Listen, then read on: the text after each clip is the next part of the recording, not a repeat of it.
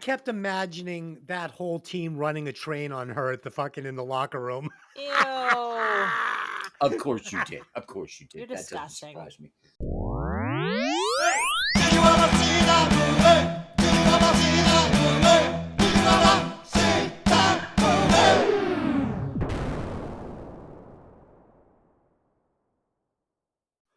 Welcome to Hey, did you ever see that movie? I'm your host, Des, and as always, I'm joined by my lovely co-host, Lynn. I'm sorry your mom blew up, Ricky. And joining us again, the podcaster with a fully packed bong, Pat. Man, that's a real shame when folks be throwing away a perfectly good white boy like that. And this week we'll be discussing the 1985 comedy Better Off Dead, written and directed by Savage Steve Holland, starring John Cusack, Diane Franklin, and Curtis Armstrong. As always, this podcast will contain spoilers, so if you haven't seen the movie, go watch it, then come back and listen to the podcast. All right, before we get started, let's welcome our new listeners in the fine country of Norway, known for their bratwurst. Okay. Oh, God. I don't know. I'm not sure what are they known for? I don't know, but it's not bratwurst. Norway's known for their death metal. Oh, okay. That's what Oh, they're known all for. right. Yeah, there we go. Okay. Let's do some opening thoughts. Quickly. This is a movie I have seen a million times, literally. It's loaded with quotable lines, great characters, and the question really here is, did it stand the test of time? Was I able to go back and watch it for this podcast? Is it going to hold up to this breakdown? I don't know. We'll find out. Pat, had you seen the movie before preparing for the podcast? Yes, I have many times. Okay. That's it? Okay, no, I thought you were Have going you seen No. Have you seen the movie before preparing for the podcast? A million trillion times. It's one of those ones that it's on TV. I just turn it on and leave it on, because I've seen it so many times. We quote it. How often do we quote it? We quote this movie at least once a week in our house. Oh, So, endlessly. So yeah. quotable. Yeah. Okay, yeah, Pat, you lost your chance. You're done. You just saw it. That's it. Okay, let's do some quick facts on this one. The hand-drawn animation that you see in the movie, this was all done by Savage Steve Holland, as this was really his first shot at a big movie. And it's funny because he actually did One Crazy Summer after this, and that one feels like the first of the two, but it was actually the second, and it was shot like literally directly after this, almost supposed to be like a trilogy they were going to do, but this one really didn't do well, and then One Crazy Summer really wasn't much better, and Cusack lost more and more interest as these two projects went on. But yeah, he did all the hand drawn animation because he figured in this one, because he did that and he had a passion for it. So he figured, worst case scenario, he's going to put this stuff in here so we can pursue that career. If his directing and writing career didn't pan out, he could be like, well, you can see my animation work in a major film. So he took the opportunity to showcase that talent, which I thought was pretty cool. And he's actually a very interesting character. The top hat worn by Charles DeMar Chase is actually a nod to George Harrison wearing a top hat in Help 1965, as Armstrong is a huge Beatles fan in real life. So I thought those were pretty interesting facts. Delin, did you have any facts on Better Off Dead? So I chuckle at Armstrong being cast once again as like the dirty drug guy.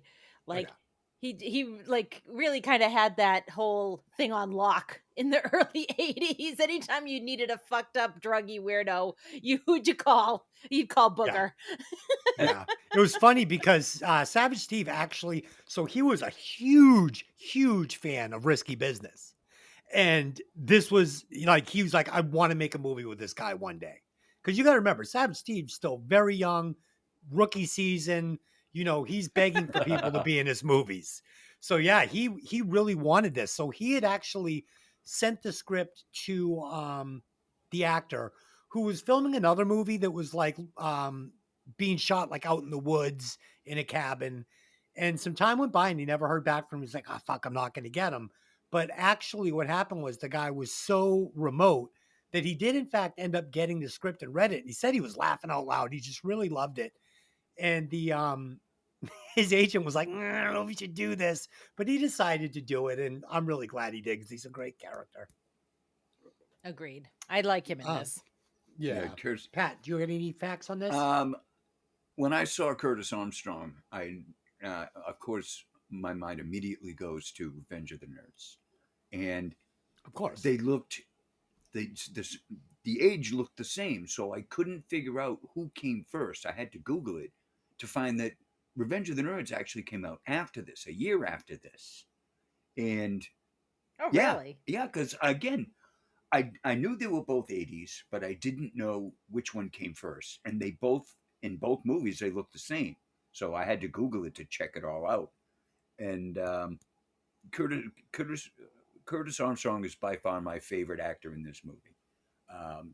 John Cusack is good. Everybody's really good, but Charles DeMar is my absolute favorite character in this movie. He's the only character that's actually real to me. Everyone else is so materialistic and 2D. oh, it's just like horrifying how his high school looked. All right, let's hit this fast five. As you guys know, it is the Munchie Showdown until I say differently, and I do have the Munchies right now, so this should be fun. I'm going to give you two snacks, two Munchies, and you're going to tell me which one sounds better right about now. Number one, we've got pizza rolls dipped in ranch dressing, or chicken nuggets dipped in honey mustard. Pat, what's more appetizing? Nuggets. Delyn. Nuggets. Oh, come on, guys. The correct answer is pizza rolls dipped in ranch dressing. Only if you have You're a wrong. sick and twisted hand. Okay. Number two, 7-layer Mexican dip in scoops, or salsa and corn chips. Delyn, what's better? 7-layer dip. I Pat. agree. And the correct answer is 7-layer Hey, we dip. all got this. So delicious. I mean, you're going 7 layers versus 1. Okay, number three, mozzarella sticks dipped in marinara, or curly fries and a nice malt vinegar ketchup. Pat, which one's better? Cheese sticks. Delyn. Cheese sticks. Oh, come on, guys. Give me those spicy curly fries dipped in a nice malt vinegar ketchup. I don't like a curly No. fry. No, if they had All right, been, well, then they're if they had fucking been garlic parmesan shoestrings. fries, that would have been a different choice. Ooh. All right, well, I'm Yeah. going to go ahead and change it. Garlic parmesan fries dipped in a nice malt vinegar ketchup. All right, Wow. we're going with the fries and the malt ketchup because I love malt Of course ketchup. you do. Okay, number four, Taco Bell's taco pizza with hot sauce, or KFC extra crispy chicken dipped in a combination of their mashed potatoes and gravy. Pat, which one's Chicken. better? Delyn. I love me a Mexican pizza, but I'm going to have to Ooh. go KFC. Oh, I do love that Mexican pizza too, but come on, man. You dip your finger in those mashed potatoes, gravy's delicious. So the correct answer is KFC all day. And number five, and finally, chili cheese fries. Chili cheese fries, or loaded nachos, sour cream, and guacamole. Pat, which one's tastier? Cheese fries, dude. Delyn. Nachos. Yeah, this is all about the nachos. The cheese fries don't hold up to the chili. They get mushy and they're gross. No, thank you. Okay, so there it is. There's your Fast Five, ladies and gentlemen. Hope you enjoyed it. Next up, we've got the box office with a budget of $3 million and a box office gross of $10 million. This was considered a nice little appetizer, much like a serving of chili cheese fries. Let me give you guys the synopsis. After his girlfriend ditches him for boorish ski jock, what the fuck does that mean? Lane decides that suicide is the only answer. However, his increasingly inept attempts bring him only more agony and embarrassment, filled with the wildest teen nightmares. That is a fucked up synopsis. It goes to show you didn't read it beforehand. I just copied and pasted it from something. So there you go, folks. That's what the movie isn't about. So Lynn, let's Oh, get it Lord. going. All right, let's start moving. High school student Lane Meyer wakes up on a Saturday morning a few weeks before Christmas for his school scheme team tryouts. Lane is stupidly obsessed with his girlfriend Beth, obviously from the roughly 200 pictures he has of her hanging in his room. Packing his skis into the family's beat up station wagon, he picks her up and drives to the mountains for tryouts. Unknown to Lane, Beth is planning to break up with him and date Roy Stalin, the school's best skier and captain of the team, the only person able to ski the resort's famous K-12, a treacherous run that has injured many other hopefuls. Stalin will be judging the trials himself and immediately takes a liking to Beth, allowing her to hold his clipboard. Lane makes the run and finishes within the qualifying time to make the team. However, Stalin doesn't record Lane's time until he's well past the finish line, disqualifying him. Lane is crestfallen, but becomes even more so when on the drive home, Beth drops the news that she's breaking up with him to date Roy. She tells Lane that she needs to date someone more popular. Also, in this opening scene, we get Badger, the little brother, has cut out uh, the back of every cereal box, every box in the house, and everything you pick up. Food is just falling out all over the place. It's freaking hysterical. The father, David Ogden Stiers, is hilarious. The looks on his face as he's taking out cereal after cereal and it's just falling all over the floor. And the mother is just completely clueless, feeding him green bacon. Oh my God, the whole thing is so ridiculous. Right out of the gate, everything is so stupid. You know, you can't take this movie seriously at all. And I loved it. Des, what did you think? Yeah. So first of all, there was a scene cut from the movie which explains why the mother is the way she is. So she's just escaped from a Gumby cult. Okay. Yeah, this is true. Yeah, this is true. And there's like scenes with her and people in Gumby outfits, and like she's completely been Stop. brainwashed by this Gumby cult. And cut it it's out. funny because Savage Steve says that these shots were actually filmed and he had them in storage and they unfortunately were lost. Because he's like, I would have loved to have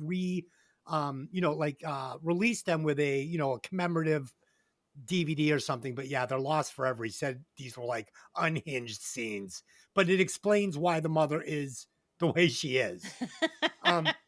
Okay, so let's first look at the two subplots of the movie and reimagine them as two different movies. Okay, so first movie, Lane and his unhealthy obsession with Beth.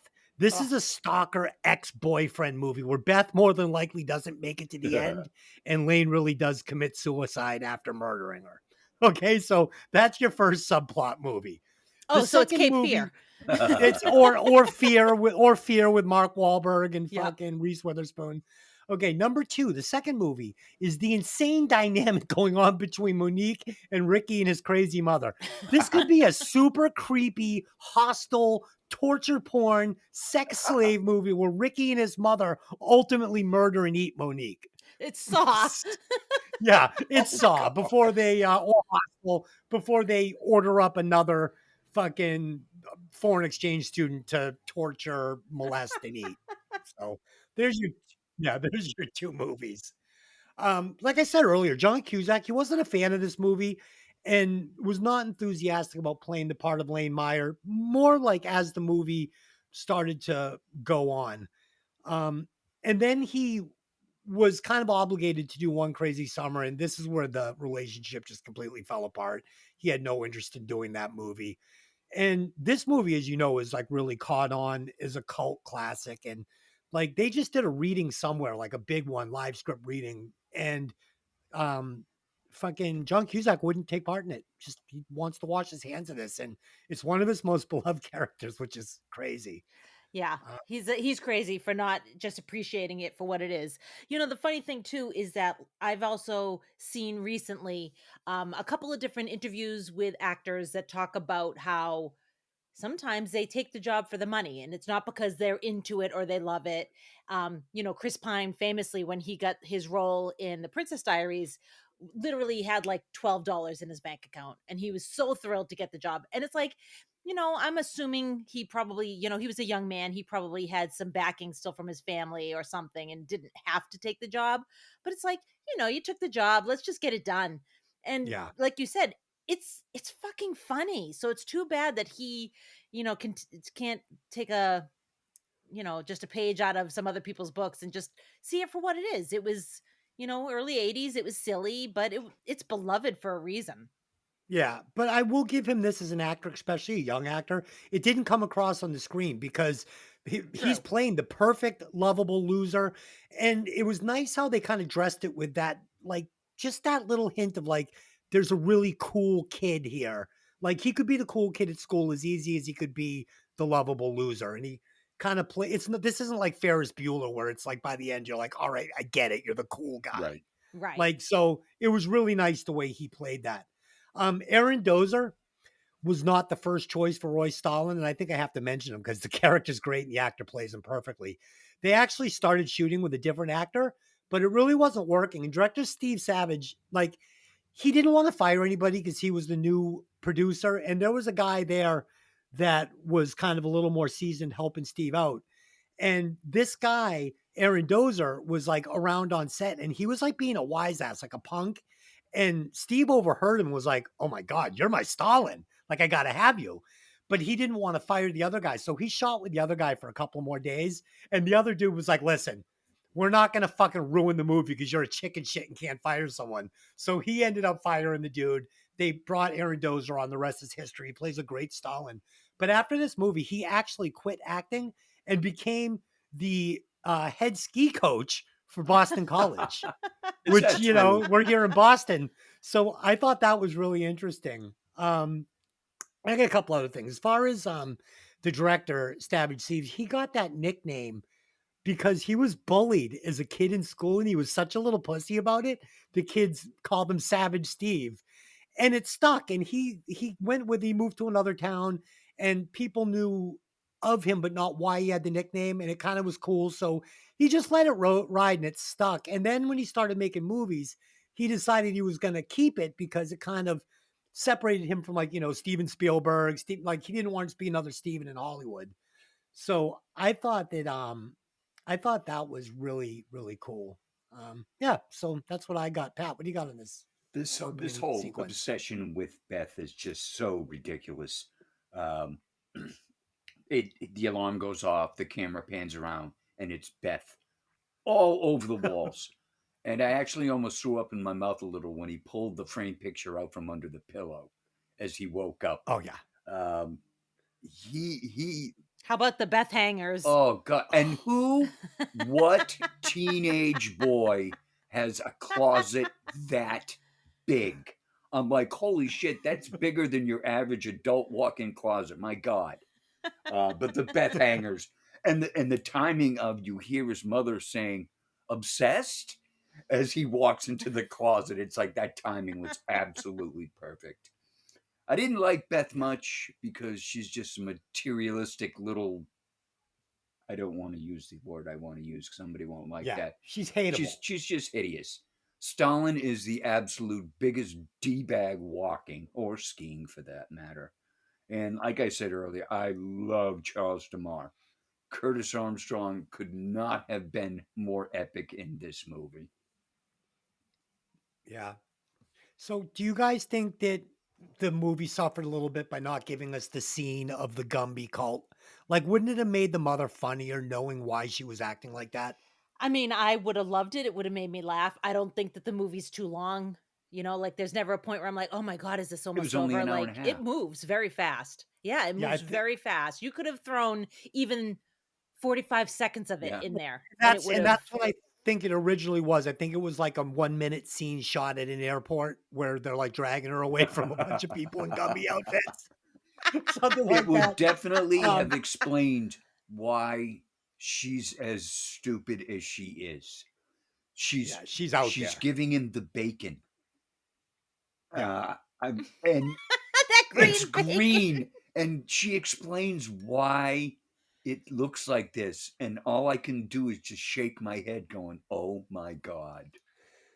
Yeah, the food she cooks is awesome. So Beth, you mentioned not liking her. It's funny because she wasn't the first choice for Beth. Actually, Beth was going to be the girl who's the singer at the dance, but Elizabeth Daly.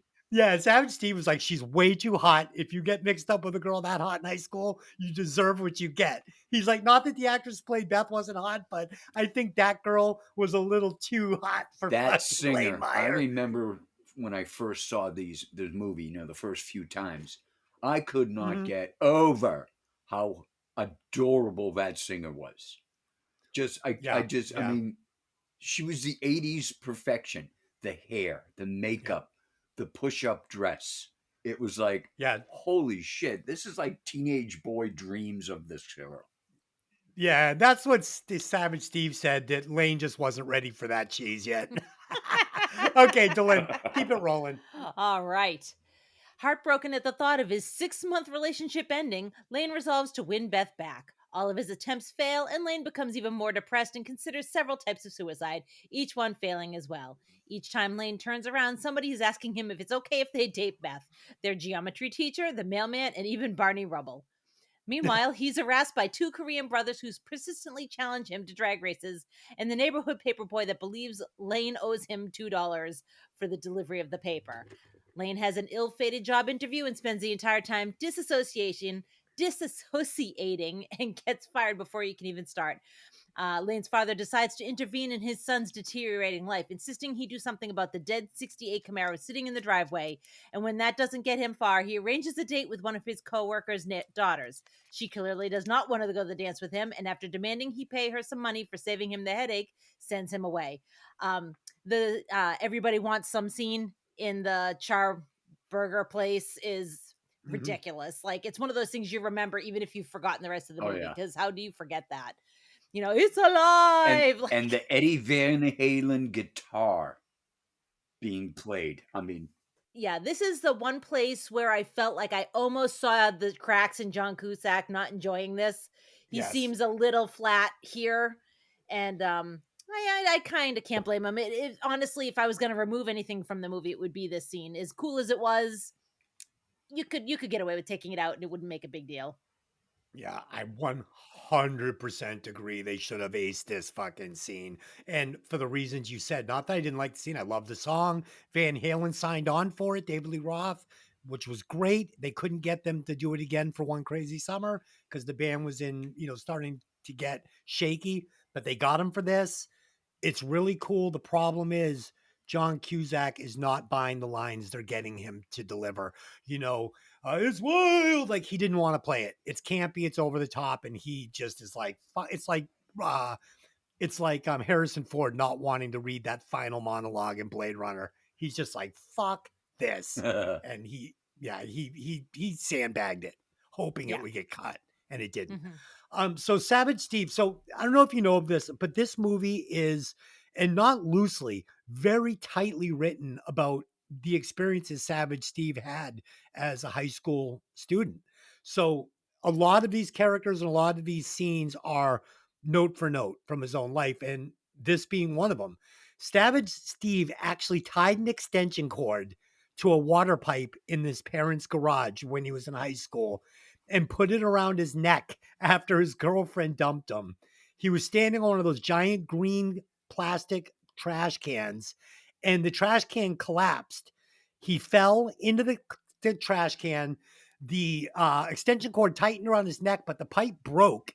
Water poured out, filled up the garbage can with him in it, and started flooding the garage before his mother came in and screamed at him for making a mess and breaking the pipe.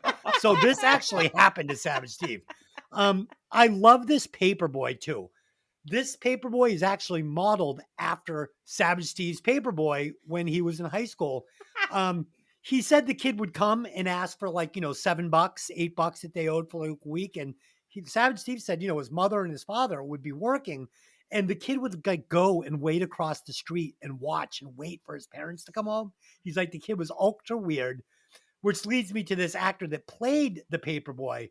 Dude, this kid is so fucking good. And one line that he delivers that really just killed me when fucking Cusack goes, he's telling about how his little brother got his arm stuck in the microwave and his grandmother took acid. So funny. But he says to the kid, I don't have a dime. And the kid goes, didn't ask for a dime. Asked for $2 plus my tip. And Yeah. And the fucking switchblade Switchblade comb. comb. Yes.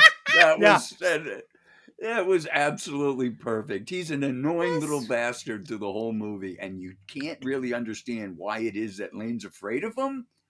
But when he came to that door with that switchblade comb, that scene sold him on me easily. That was so funny. Well, what's great about the characters, you'll notice a lot of times when he's on scene, on screen, they're actually playing horror movie music. Yeah, Yeah. it's And- the stabbing scene from Halloween. Yes.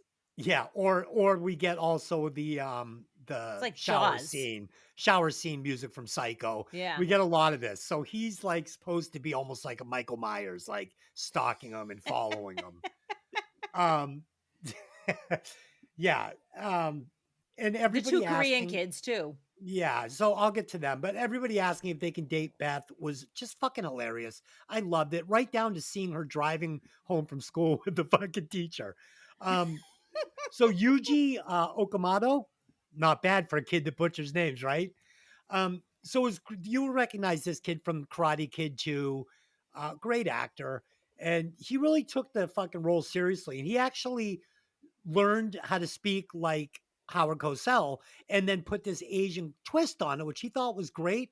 But Savage Steve didn't think he was pulling it off. So that is actually not him speaking. That's Rich Little. That's Rich Little. Oh, really? Like Oh, that's wow. Rich Little. That explains why it overdubbed- was so Yep. good. So good. So they overdubbed his voice over the scenes. And did you guys recognize Lane's boss at Pig Burgers? Did you notice? Who Wasn't he from was? Porky's? It's Porky. I It's thought so. actually Porky from Porky's. And it's funny because so at the time, Savage Steve was living in LA young. This is before he got to make the movie. And that guy would be hanging out down by his like big Cadillac car in Hollywood. And Steve would, drive by him all the time and be like, that's fucking Porky. It's like, someday I'll work with actors like that. So when he got this movie, he drove down there and was like, hey, mister, I'm making a movie. You want to be in it? And the dude was like, sure. So dude, this guy, Savage Steve, like I listened to a whole interview with him. He's so cool. He's like self-deprecating, just a lot of fun, like a really cool character. At one point, he was at college for art and filmmaking and stuff, and he was answering the phones as his like student job. And people would call and say, oh, we're looking to do like an animation project or have somebody do this drawing project, and we don't have a big budget. So we're wondering if one of the students there wants to do it for a reduced price. So he was saying, oh, yeah, sure. We've got this guy, Steve, and I'll put you right through to him. And he would steal all the jobs to put himself through fucking college. I love that. I love that. So, Pat, what do you got? I love the active for Charburger, and it was written so well that the two times that Lane backs into this guy, you don't even know he's going to start working for him. Yeah. And then I thought to myself, how unlucky can you be to not back into him once because he's a beast, but to do it again? And now you're working for him. I thought the way they wrote that was just too funny. And you're talking about the extension cord. When Lane's trying to hang himself and his mother knocks him off the stool or whatever he was on, and seconds after he decides he's not going to do this, I almost peed. I laughed so hard. Yeah. This funny shit. The Korean kids in the drag racing. It's one of my favorite lines comes out of Cusick later in the movie. He said, which is worse, not speaking English or only speaking Howard Cosell? It's one of those lines that you never forget. Yeah. They're such strange characters though, Pat. So only in the 80s. So you've got these two Asian brothers, right? And then every time we see them, they're doing like Asian things, like eating Chinese food with chopsticks, hanging out with like the only authentic Asian woman in town. Like it was just like, what is this? The triads? I mean, are they normal kids?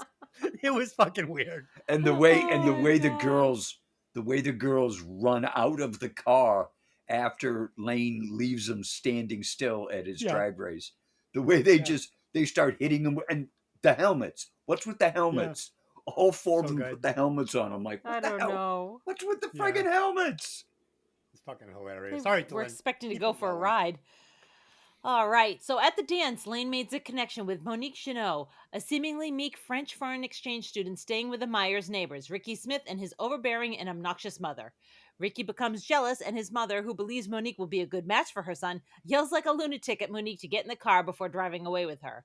Later, while Lane is in the middle of a suicide attempt by drinking gasoline, Ricky's mom, and Monique come for a French dinner cooked by Lane's mom, who is abysmal cook, as we spoke about already. Ricky's mom accidentally drinks gasoline. This So is a wonderful liquor you got here. Oh no, it's liqueur. It's Oh liqueur, my Liquor you God. got not a here. liquor. It's a liqueur. Oh, and then she lights a cigarette and blows the windows out of the dining room and blows up her face. Oh, Lane's Yeah. friend, Charles DeMar, a drug obsessed goof off who's been at their school for 7 years as a student, suggests that Lane tries to ski the K 12 in order to win Beth back. Lane tries a few times but wipes out. Returning one night from the ski resort, he finds Monique standing in the street hurling oranges at a nearby road sign. She confesses that she's been able to speak English all along, a fact she's kept hidden from Ricky and his mother so she wouldn't have to speak to him and more easily fend off his advances. However, she reveals she's become frustrated and angry that Ricky and his mother have been so persistent. Lane promises not to tell anyone about her secret before Monique gets dragged back into the house. The next morning, Lane finds Monique working on his Camaro. Surprisingly, she has resurrected the engine, but there's still much work to be done. She gets Lane to join her over his objections. They finish the job, the car purrs and runs like a top, and they go for a cruise. At the red light, they find the two Korean guys out with their girlfriends. With much greater confidence, Lane defeats him soundly. The Korean duo are unable to even get their car moving. Um, yeah, whether I love that they use the car as a device to bridge the gap between him and Monique and also to teach him some confidence because his confidence is so dinged. He's a little bit of a dented can. And she's like, you don't have to be like this. Make a decision and do better. And he sees that he can actually do it. And I love that. It was a nice device. Now, whether this actually happened in Savage Steve's real life or not, I don't know, but it's still pretty cool. Des, what'd you Yeah. think? So, as I said before, the subplot of the movie with Monique and Ricky, this is horrifying. I mean, even in the funny way that they're presenting it, it's fucking horrifying. Like, I feel Yes. uncomfortable for her. I can't even imagine being trapped that far from home as a high school student. You're handcuffed to this fucking loser who's like glomming all over you with this crazy mother. Like, she's not even able to enjoy her time in the United States. And it's just weird, and it's a very strange subplot. It works because it's a dark comedy, but wow, it's really weird. Yeah, it's really kind of gross. Yeah, she's there for a foreign experience, like educational experience, and Ricky and his mom are treating her like a mail order bride, and it's fucked up. The French dinner party scene, it's literally a part of pulp culture. I mean, Yes. this is a thing. Like, even if you've never seen this movie, fucking sorry, your mom blew up, Ricky. Like, absolutely. this French fries, and Peru. Like, this shit is it's so good that it's pop culture. That's it. End of story. 100%. 100%. When Charles and Lane are standing on the K-12, so they shot these scenes like on a real mountain, ice cold, sub fucking temperatures. And Savage Steve just demanded that they do it this way. And they said he was so bundled up, you couldn't even hear him calling out the scenes like, action, nothing. So you'll notice if you go back and watch the scene that Charles and Lane, the actors, are so fucking cold. Their mouths are doing that thing where your lips won't move right. And he's like, go back and watch it. I was listening to an interview with the actor that played Charles. He's like, you'll look at our faces. Our mouths aren't working because they're so fucking cold. It's crazy. And finally, the character of Monique. I fucking love this character. Again, 80s movie, teen movie. This is so rare. She's a strong woman. She can fix cars. She can ski the K-12. She can play baseball. Instead of just being the girl that follows around Lane, falling in love with him and pumping his ego, it would have been boring if that had been the character. I'm really glad it wasn't. And it kind of reminded me a little bit of Edie from The Mummy. Same thing. like, she was not there just to pump Brandon Fraser's tires. So I thought the same with this character. I really loved it. And my buddy Lee, back in the day, fucking had the same car, same exact car, hideaway headlights, whole thing. And me and him used to fucking go out and terrorize in that car while listening to Danzig. Yeah. Pat, what do you got? The dinner party, like you had said earlier, everything about Lane's mother, you definitely could have used the institutionalization part that was missing, because there's no way to explain how stupid she is. I mean, Yeah. it really is. I mean, she's boiling the bacon. She makes a meal that looks like slime with raisins. And Lane is watching in horror as it crawls off his plate and across the table. Um, it was so funny. The second time, I think it was the second time they came across the Koreans, was in this bunch of scenes. And it was after the classic line, "Gee, Ricky, sorry your mom blew up." And all three of them are in the station wagon, and they pull up, and the Koreans pull up next to them. And Monique starts her mission of helping Lane gain confidence, and she stomps on his foot, and they're drag racing. Lane loses control. He spins backwards up a construction ramp into a puddle of water.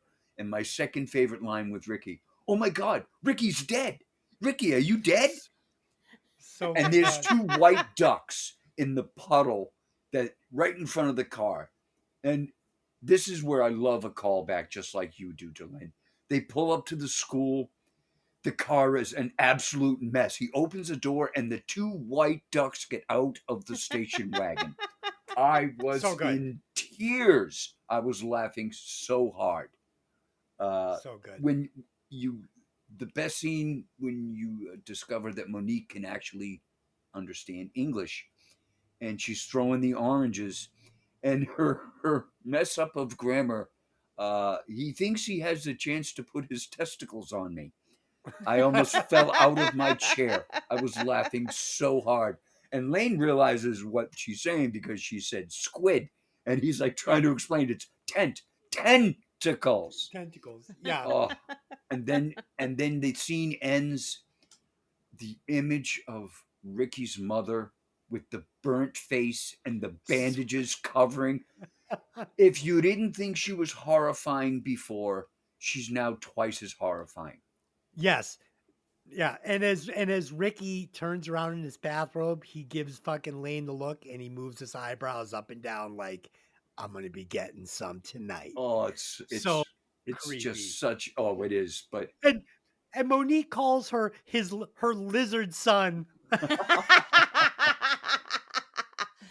no, her reptilian. Christmas. Her It's like- reptilian son. Her Oh, reptilian son. every time I see Ricky's mother, all I think of is mob wife. Right. That's Yeah. all I can think of. Mob Yeah. wife. Yep. She Yeah. was Too so much. overbearing. So you guys, you notice that we get a bunch of scenes where Lane is imagining things. So he's a kid that has a really deep imagination, and he gets lost in his thoughts sometimes, Right. which made me think the dessert never really crawled away off his plate. He's kind of just like making up these things in his head. So I thought that was kind of interesting. Like, I did go back and look to see if the dessert was missing off his plate, which it was, but I just feel like we're getting little glimpses into what's going on in Lane's head to kind of just add another depth and layer to the character. Yeah, you have the whole scene where he's in the lunchroom talking Mhm. to his drawings. Right. Yes. And so, I mean, clearly he has a very rich imagination. Yeah. And yeah, so you never, he's a little bit of an unreliable narrator, but because it makes everything extra funny, I'm okay with that. Exactly. And also when he's making the burgers at fucking Pig Burger or whatever it's called, we've seen the Van Halen thing going on. So he's got a very active imagination. Absolutely. And having the argument with Beth that he could get anyone. And he looks at the Oh, cheerleader. Yeah. So good. Excuse me. And That's That's a tough one. but the entire scene was so extremely overdone. She doesn't just date a couple of the guys; she dates the whole team, and these guys are like grunting apes through the entire scene. You see them from when she goes to get up and get milk. They're all, "Urgh, I'm just getting milk for one. I'll be fine." So Yeah, I kept imagining that whole team running a train on her at in the locker room. Ew. of course you did. Of course you did. You're That doesn't disgusting. surprise me. But it was fitting that at the end of the scene, he's trying too hard and he gets the roller skates from the other guy. And when he falls and tears her uniform off, all I can think to myself is, oh man, you had to see this coming. You just had to see it coming. All I could think was, holy shit, she looks good in those fucking panties. Okay. See, this is why I let him say these things. I may think them, but I keep that to myself. All right. Lane takes Monique out on a date to the burger restaurant he was fired from, and I can't figure out how that worked out, but okay. Yeah. He treats her to some TV dinners his mother gave him for Christmas. He also woos her by playing the saxophone, an instrument he had given up some time ago. Monique is impressed. In the school cafeteria the next day, Roy harasses Lane, even making nasty suggestions about Monique. Monique shakes a can of soda and sprays Roy with it, prompting Roy to refer to her as a frog. Lane stands up to Roy and challenges him, and the two agree to meet at the K-12 that weekend for a showdown. Though Lane suggests they keep the contest between them, the whole school is informed moments later when it's announced over the PA system. Fucking classic. Awesome. At the mountain, Monique coaches Lane in skiing the slope. Lane crashes and tumbles, but still remains confident because of Monique. They are met by Charles, who reminds him that the whole town is turned out for this match. So a few things real quickly. The announcing over the PA system, for some reason, it made me think of 3 O'Clock High, which I know is a movie that Des loves. So that made me think of that. And then also this montage with the two of them skiing. It is so apparent that Monique is a man. So bad. It's so apparent. Except at the It's so very apparent end. it's not Except her. at the very end when he comes 'Cause down they with little cut. skis. Yeah, they cut. I made a note. But the look, she could not have looked more adorable when she was dressed up in that ski outfit. When he's laying on the ski on the snow at the bottom of the hill, the curly hair, the scarf, everything about that scene was like, holy shit. And this is where Lane's character, starting with the car, completely changes.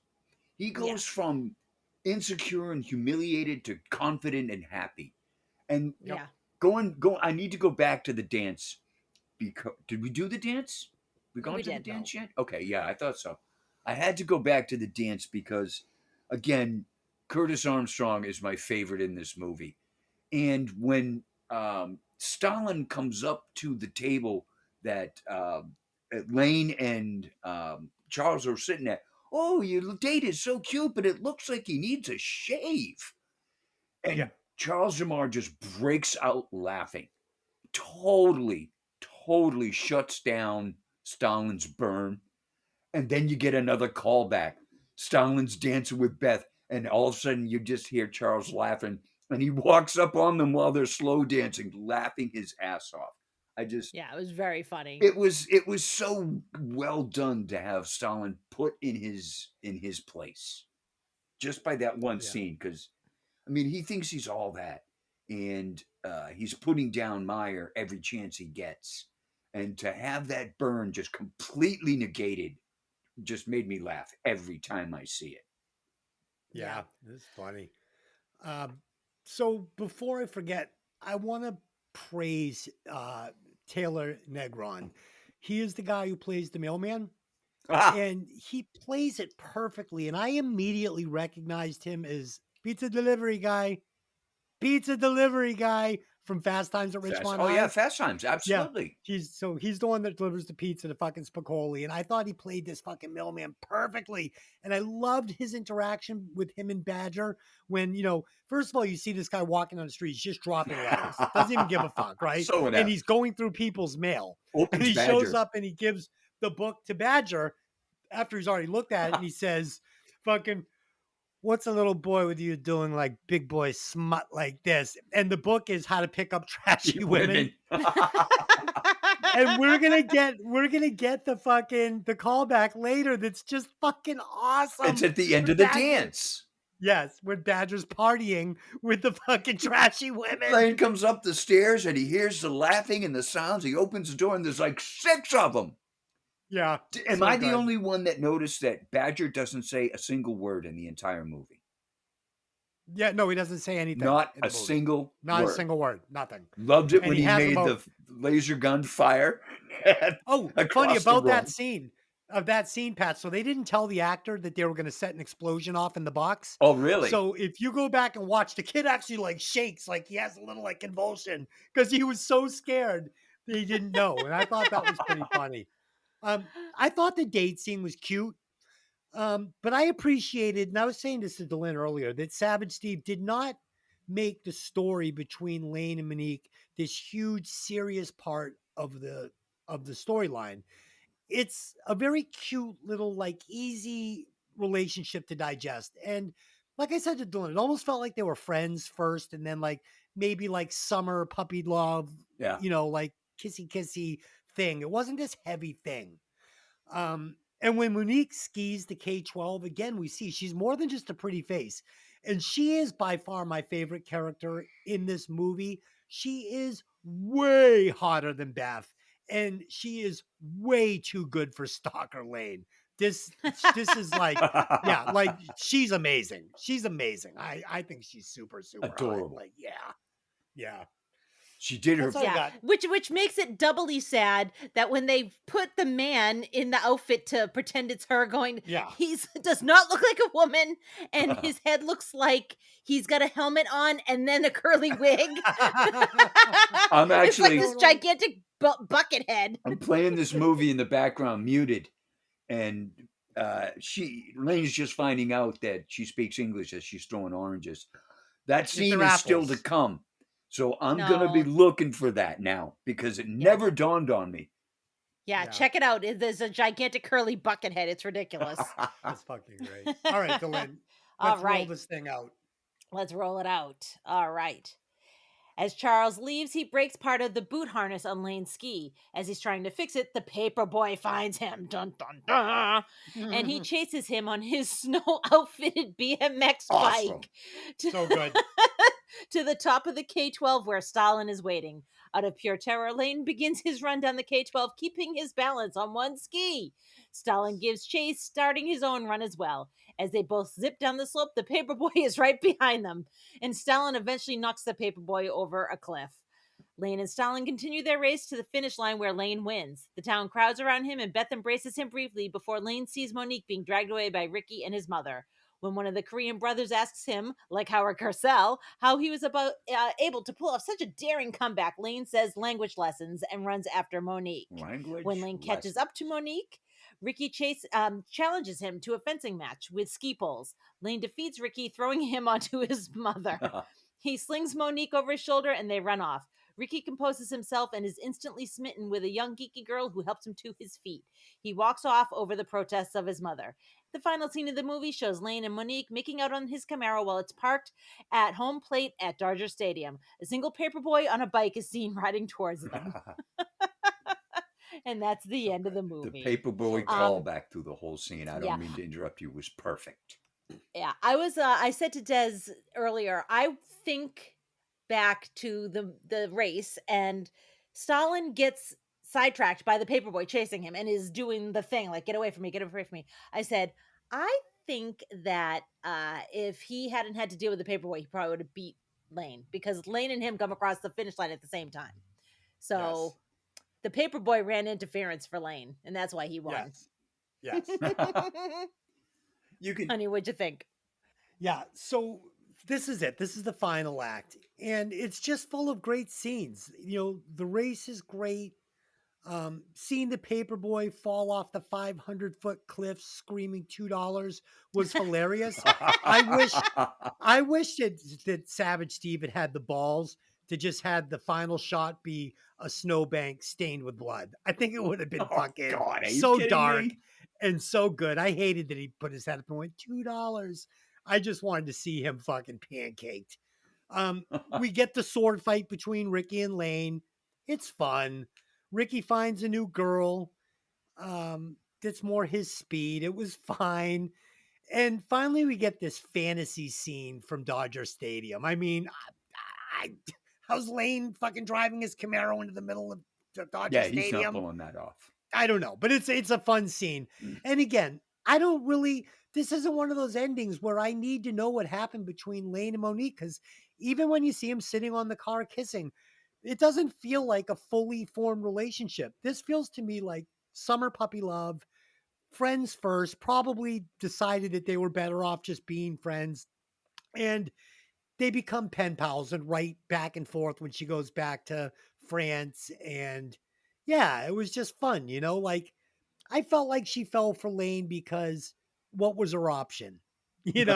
Like he became her friend. He kind of got her away from that creepy family, and the love thing was an afterthought. And it just worked perfectly. And honestly, I would have been 100% fine if they never even explored the relationship at all and just let them be friends the entire movie. I think it would have even made her character that much stronger, that she just saw this, this potential in this kid Lane and went over and helped him find his identity, just because she was cool and she didn't need to have any relationship or any ulterior motive with Lane. So for me, the character would have been better like that, but that's what I got.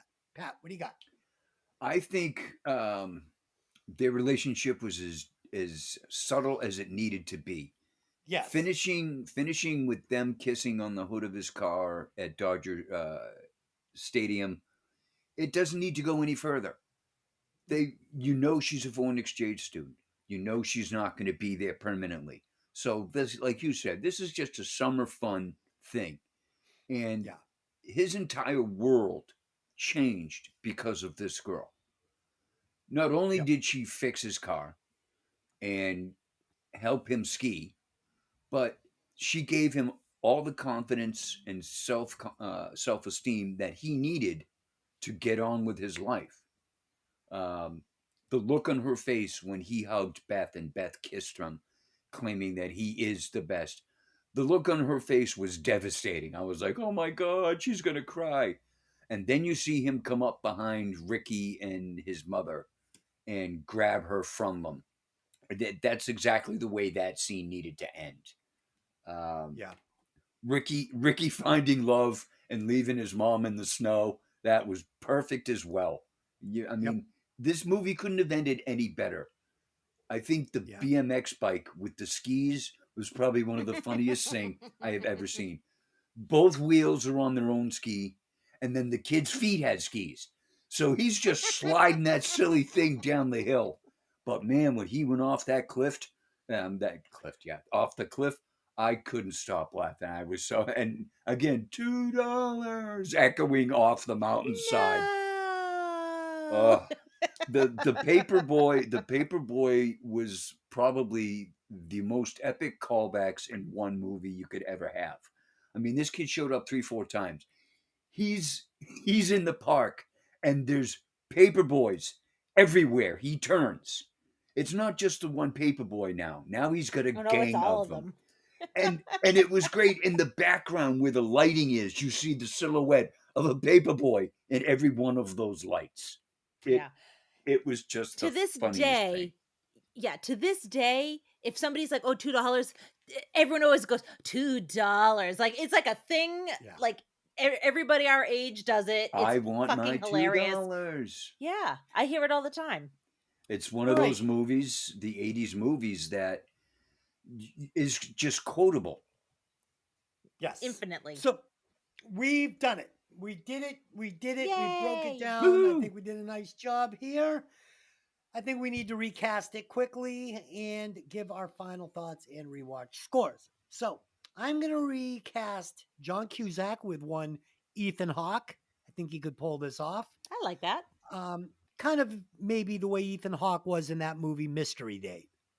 Same basic. Yeah, I kind of like that. And if you want to get funny with it, I think that you could take Rick Moranis kind of as he played the character in Ghostbusters, and you could put him in drag and he could play the mother. Like I kept seeing, I literally kept seeing Rick Moranis in that character.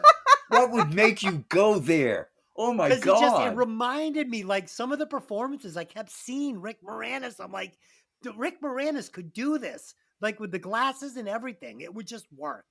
That's It would work. hilarious. Yeah, Very fill funny. in. Maybe I What do you got a got? milk bone. Yeah, Uh, hey, maybe the bacon is boiled, eh? Okay. so I'm going the Revenge of the Nerds route because every time I saw Stalin, I saw Ted McKinley. So even though this is before that Revenge of the Nerds, and Hmm. even though Ted McKinley's probably a little too old for the role, that's who I would recast. Yeah, who played the quarterback in Revenge of the Nerds? That's it, Ted Oh McKinley. yeah, that's a great recast. I mean, they're almost the same guy. They're basically the same Honestly. dude. All right, Yeah, this they're almost is the this same is guy. weird because I had two. One was nostalgic. I was going to replace Curtis Armstrong with John Belushi, except he died 3 years before the movie was made. I Oh, can cool. see him doing a great Charles DeMar. And Mhm. this is where it was weird with you, Dylan, because I would have put Anthony Edwards for John Cusack. Because So of what basically I we saw. made the Revenge of the Nerds. Exactly. Because I saw the Revenge of the Nerds when I was checking the time of when Curtis Armstrong was doing these movies. I saw the picture of Anthony Edwards. I'm like, oh my God, that would be perfect. Yeah. The one thing I'd have to say is Anthony Edwards, I don't know if he had that little bit of edge that John Cusack has, that you could see him being cool.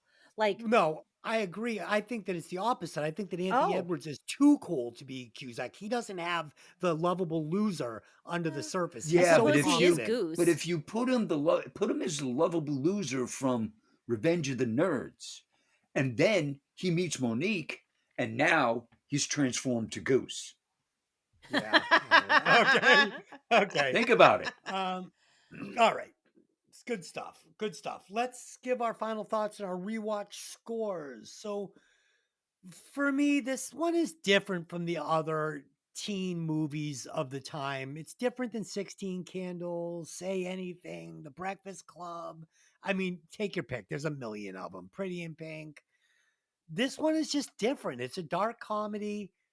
You know what? This one feels more like 3 o'clock high to me. Has a very similar flavor to it. Um, it's so quotable. It's pop culture at this point. So for me, the rewatch score on this, it has to be mid to low fours just because of how quotable it is. I'm going to go 4.29. 4.29. I mean, that's pretty good for a movie that does not have a ton of substance. You know what I mean? Absolutely. Pat, what do you got on this one? I'm going to go with a straight 4.0. That's a rookie. That's a rookie score. You can't. No. Oh, O's. no Put evens? All something right, on then it. let me go with a 4.25. That was my first thought. Okay, I like That was my I like first that. thought. okay. Okay, 4.25. Yeah, that's you. No rookie scores. No rookie scores. Okay, moving on. Okay. And then I'm gonna it's a better than average movie. Again, endlessly quotable. It gets quoted at least once a week in our house. It's stupid how much that means it's soaked into pop culture. So it deserves a 4 or better just for that alone. So I'm gonna give it a 4.09. Nice, Dude. nice. I like it. I was gonna go in the 4.0s myself, but I figured you guys would go a little low, so I wanted to make sure it got its due spot on the list. This is. So, Dylan, I'm sorry. I Go ahead, just I Pat. wanted to say Go ahead. it's when Lyndon made about a comment about how there are just so many quotable lines in this movie, and my mind just went from what you said about how you guys quote it in your house to me and Des going, I think that would be best. Oh, I think that would be best. That's a line we use almost every Daily. time we talk. That Yeah. and Dylan and I do as well, and that's Constantly. probably one of the most quotable lines in my entire life. Yeah, Is I no think that would be question. best. With a little That's flair. All right. Yeah, Dylan. absolutely. Okay, so this comes Tell in us. and so this comes in at number 32. It is oddly enough right behind another John Cusack movie, 1408. And it Ooh, is right nice. above Starship Troopers. Okay, fits. it's definitely better. That Yeah, I think fits. that's right where it belongs. I'd rather watch this than Starship Troopers any day. I did not really care for Starship Troopers. I think I overscored that. If I was scoring it right now, I think I would give it like 2.39. I Yeah, know that's not what I gave it. it's not what you gave it, but honestly, we gave it the score we gave it because we got the Yeah. what's the word I'm looking for? The it was I making don't fun know. of everything. It was making fun of the Yeah. media. Oh, the And satire. The satire. yeah, the satire of it all, Right. and you were really on board with making fun of the media at the moment. So Yeah. It was fun. No, It was fun. no, It was say fun. it isn't so. All right. So that's it. We've done it.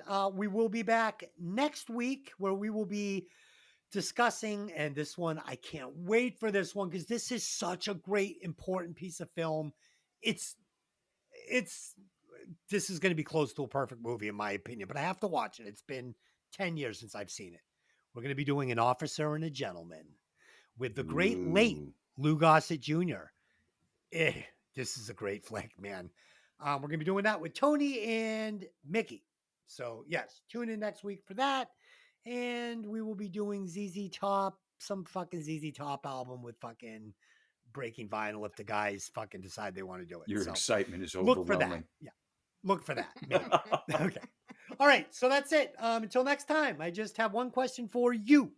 Hey, did you ever see that movie? See you next time. Bye.